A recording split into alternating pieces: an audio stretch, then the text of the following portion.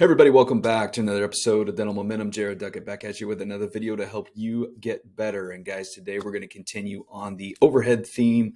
We are on overhead category number, I think this is number 5, right? And we're on the second leg, if you will, of overhead, which means the first with the variable expenses. Now we're talking about the fixed expenses. Last week, I believe we talked about marketing. Today we're going to talk about facility.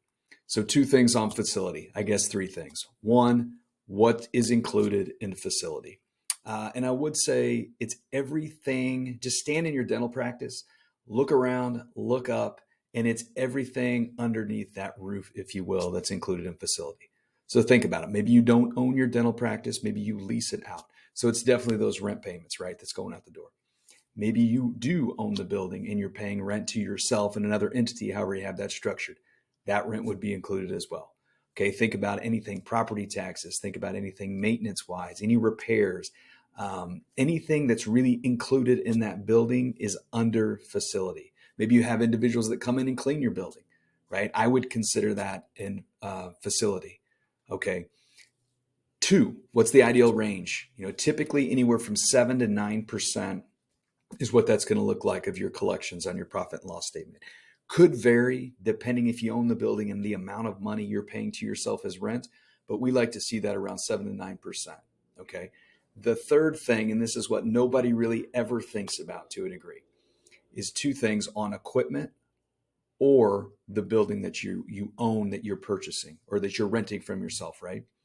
What's not included on that profit and loss statement is let's say a piece of equipment that you've borrowed money for. Okay, usually the only thing included on the P&L is the interest on that loan for that piece of equipment. We like to include the entire loan payment. Okay, the principal portion that doesn't hit your P&L but hits the balance sheet.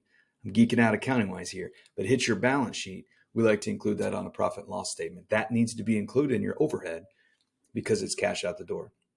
Okay, same thing if you own your practice.